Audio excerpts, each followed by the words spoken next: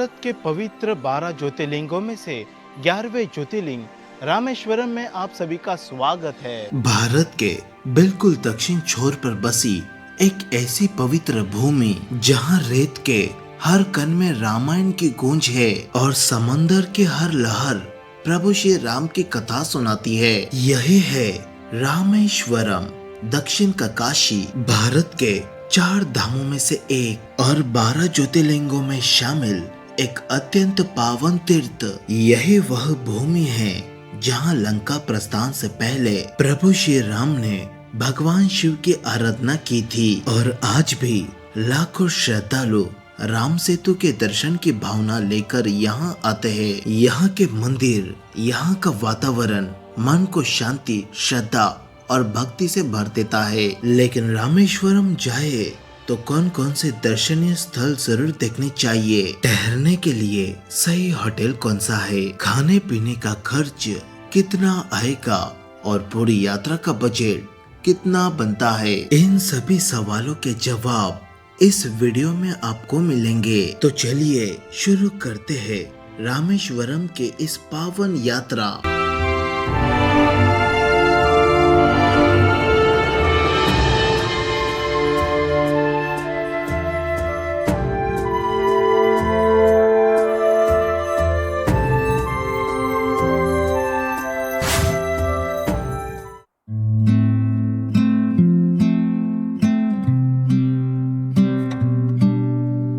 रामेश्वरम पहुंचने के लिए आप बस के जरिए सड़क मार्ग से भी आ सकते हैं या फिर हमारी तरह ट्रेन से समुद्र के ऊपर बने इस आइकॉनिक पंबन ब्रिज से गुजरते हुए सीधे रामेश्वरम रेलवे स्टेशन तक। हम सुबह ठीक 4 बजे यहाँ पहुँच चुके थे। थोड़ा सा रेस्ट करने के बाद हमने अपनी यात्रा की शुरुआत की रामेश्वरम के सबसे पवित्र स्थान अग्नि तीर्थम से।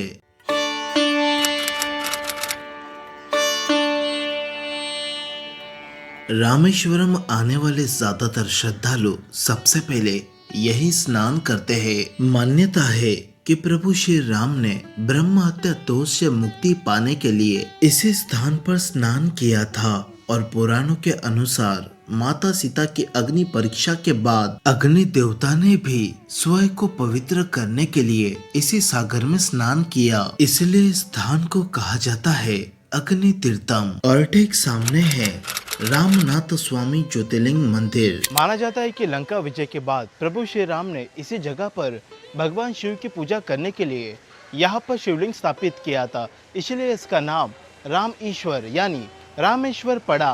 अग्नि तीर्थम में स्नान के बाद भक्तजन मंदिर के नॉर्थ गेट यानी उत्तरी द्वार से मंदिर परिसर में प्रवेश करते हैं। परंपरा के अनुसार यहाँ बने 22 पवित्र कुंडों में एक एक करके स्नान किया जाता है। इन कुंडों से स्नान के बाद गीले वस्त्र बदलकर भक्त दर्शन के लिए आगे बढ़ते हैं। मंदिर के अंदर कदम रखते ही आप इसकी भव्यता और दिव्यता को महसूस करेंगे। 1200 मीटर लंबा कॉरिडोर और 1212 नक्काशीदार स्तंभों से बना यह गलियारा दुनिया भर में अपने अद्भुत वास्तुकला के लिए प्रसिद्ध है। रामायण के अनुसार रावण वध के बाद प्रभु श्री राम ने अपने पापों से मुक्ति पाने के लिए यहाँ भगवान शिव की आराधना की थी। उन्होंने हनुमान जी को हिमालय से शिवलिंग लाने भेजा, लेकिन सूर्यास्त होने में समय कम था। हनुमान जी के लौटने से पहले माता सीता ने समुद्र तट के रेत से एक शिवलिंग का निर्माण किया जिसे कहा गया रामलिंगम, और हनुमान जी द्वारा लाए गए शिवलिंग को कहा गया विश्वलिंगम। आज भी गर्भगृह में रामलिंगम और विश्वलिंगम दोनों के दर्शन होते हैं और साथ ही ज्योतिर्लिंग के समेत माँ पार्वती के अत्यंत मनोहारी दर्शन भी। तो दोस्तों फाइनली मैं मंदिर में दर्शन करके आ चुका और दर्शन करने में मात्र 5 मिनट का समय लगा।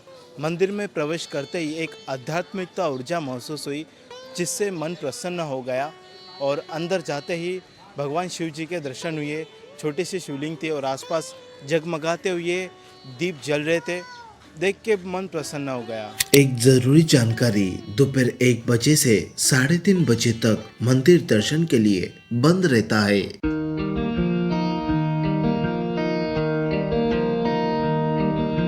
मंदिर दर्शन के बाद हम निकल पड़े धनुषकोडी की ओर, जहाँ स्थित है राम सेतु। लेकिन रास्ते में सबसे पहले आपको दिखाई देगा कोदंड रामर मंदिर।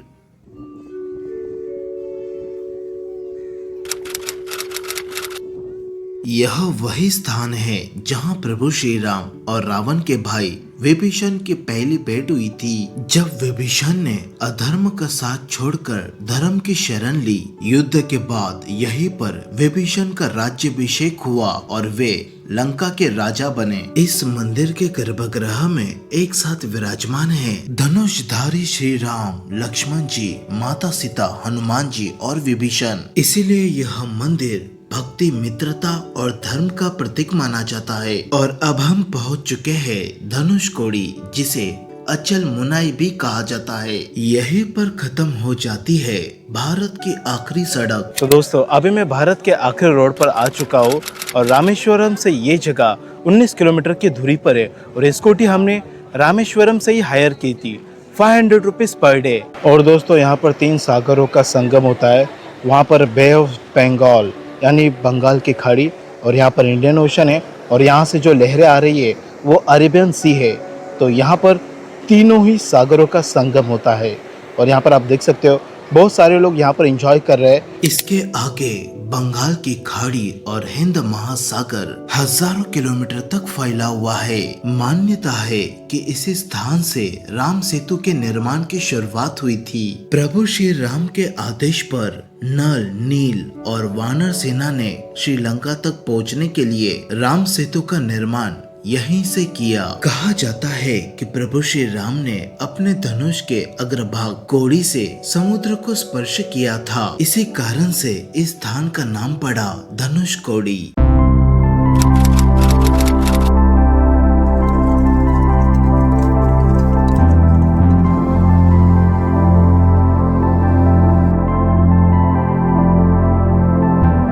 धनुषकोडी गांव में आपको यह लाइट हाउस भी दिखाई देगा। आप ऊपर से समंदर का बेहद खूबसूरत नजारा देख सकते हैं।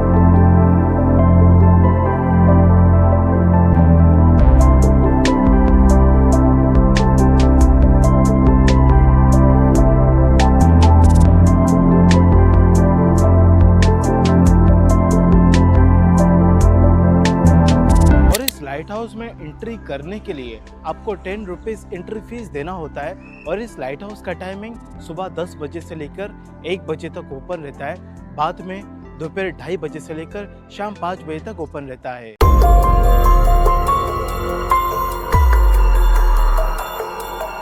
कभी यह एक खूबसूरत गांव हुआ करता था, लेकिन 1964 में आए विनाशकारी चक्रवात ने इस पूरे गांव को तबाह कर दिया। यह तूफान 22 दिसंबर की आधी रात से 25 दिसंबर की शाम तक चला और गांव पूरी तरह उजड़ गया। आज यहाँ उस गांव के अवशेष, टूटी इमारतें और इतिहास की खामोश कहानियां अब भी देखी जा सकती है। 1964 से पहले इस जगह पर एक बड़ा सा प्लेटफॉर्म हुआ करता था और यहाँ पर ट्रेन आती थी और ये लास्ट स्टेशन हुआ करता था। लेकिन 1964 में यहाँ पर एक बड़ा सा साइक्लोन आया और उस साइक्लोन में ये स्टेशन तबाह हो गया। और अभी आप यहाँ पर देख सकते हो ये स्टेशन खंडर में बदल चुका है।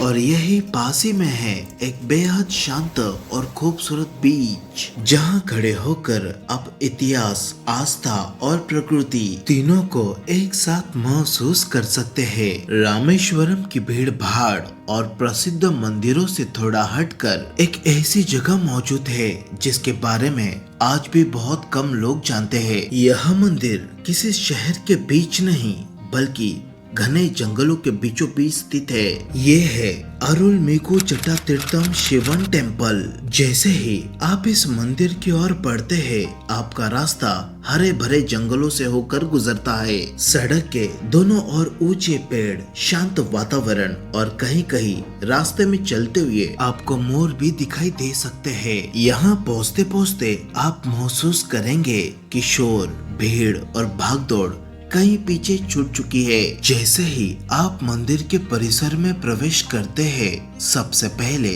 आपकी नजर जाएगी मंदिर की छत पर बनी अद्भुत और रंगीन पेंटिंग्स पर। छत पर आपको अलग अलग भागों में भगवान शिव के स्वरूप, शिवलिंग की कलात्मक चित्रकारी और पौराणिक कथाओं से जुड़ी खूबसूरत पेंटिंग्स देखने को मिलती है। इन पेंटिंग्स को निहारते हुए जब आप धीरे धीरे गर्भगृह की ओर बढ़ते हैं, तो माहौल और भी शांत हो जाता है। गर्भगृह के भीतर आपको मिलते हैं भगवान शिव के अत्यंत सुंदर और दिव्य शिवलिंग के दर्शन। यहाँ खड़े होकर आप कुछ पल के लिए बस शांति को महसूस करते हैं। ना कोई भीड़, ना कोई जल्दबाजी, सिर्फ आप, शिवलिंग और चारों ओर फैली गहरी शांति। यही वजह है कि यह मंदिर आज भी भीड़ से दूर है, क्योंकि इसके बारे में बहुत कम लोग जानते हैं। यह मंदिर रामेश्वरम शहर से लगभग 10 से 12 किलोमीटर की दूरी पर स्थित है और यहाँ तक आप स्कूटी, बाइक या ऑटो से आराम से पहुंच सकते हैं। अगर आप खुद की गाड़ी से आ रहे हैं तो यह रास्ता खुद में ही एक अनुभव बन जाता है।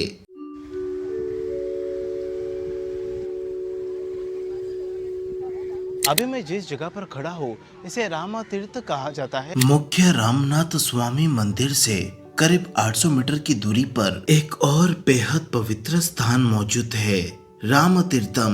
मान्यता है कि प्रभु श्री राम ने अपने धनुष से तीर चलाकर यहाँ जल प्रकट किया था और उन्होंने स्वयं भी इसी तीर्थ में स्नान किया था। इसी वजह से यह स्थान आज भी भक्तों के लिए आशीर्वाद और आस्था का केंद्र माना जाता है।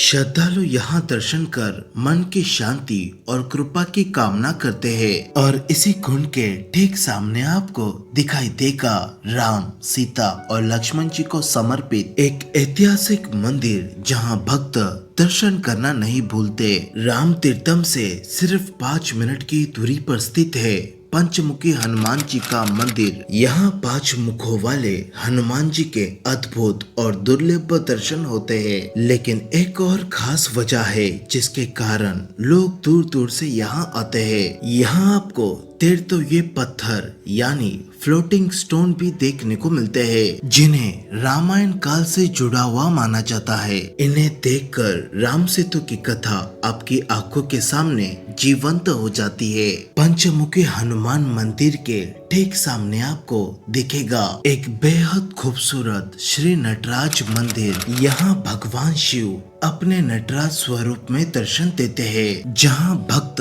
और कला दोनों का संगम महसूस होता है। अभी मैं जिस मंदिर में आया हूँ इस मंदिर को लक्ष्मण तीर्थम कहा जाता है। और अब हम पहुँचते हैं लक्ष्मण तीर्थम, रामेश्वरम के प्रसिद्ध पवित्र तीर्थों में से एक। यह शांत और सुंदर मंदिर और इसके साथ बना पवित्र तालाब भगवान लक्ष्मण जी को समर्पित है। कहा जाता है कि लंका युद्ध के बाद लक्ष्मण जी ने भी यहीं भगवान शिव की आराधना की थी, ताकि उन्हें युद्ध के पाप से मुक्ति मिल सके। ये मंदिर मुख्य मंदिर से मात्र 1 किलोमीटर की दूरी पर है, तो इस मंदिर में भी जरूर दर्शन करना। इसके अलावा आप रामर पादम मंदिर में प्रभु श्री राम के पावन पद चिन्हों के दर्शन कर सकते हैं। साथ ही वेलुंडी तीर्थम भारत के पूर्व राष्ट्रपति डॉक्टर APJ अब्दुल कलाम जी का घर और मेमोरियल और यह ऐतिहासिक पंबन ब्रिज, ये सभी स्थान भी आपके रामेश्वरम यात्रा को पूरा करते हैं। अब बात करते हैं रहने और खाने की। रामनाथ स्वामी मंदिर परिसर के आसपास आपको कई सारे धर्मशालाएं और होटल्स मिल जाते हैं। यहाँ होटल रूम्स का किराया लगभग 800 से 2000 तक रहता है और धर्मशालाओं में 300 से 1000 के बीच अच्छे कमरे मिल जाते हैं। और हाँ, सीजन के समय रेट्स थोड़े बढ़ सकते हैं। मंदिर के पहले मुख्य गोपुरम के आसपास कई अच्छे खाने पीने के होटल्स हैं, जहां आपको नॉर्थ इंडियन से लेकर साउथ इंडियन हर तरह का भोजन मिल जाएगा। अगर आप 2 लोग रामेश्वरम घूमने आते हैं तो पूरा ट्रिप 4000 रुपए प्रति व्यक्ति के अंदर आसानी से पूरा हो सकता है। यहाँ घूमने के लिए आप ऑटो हायर कर सकते हैं या फिर हमारी तरह स्कूटी रेंट पर लेकर अपने हिसाब से पूरी यात्रा एंजॉय कर सकते हैं। अगर आप 1 नाइट या 2 नाइट स्टे करते हैं तो आराम से 2 पूरे दिन में रामेश्वरम के लगभग सभी दर्शनीय स्थल कवर कर सकते हैं। और इस बीच को एंजॉय करते हुए हम इस वीडियो को यहीं पर एंड करते हैं। अगर मेरा वीडियो आपको अच्छा लगा है तो वीडियो को लाइक करना है, चैनल को सब्सक्राइब करना है और मिलता है आपको नेक्स्ट व्लॉग में।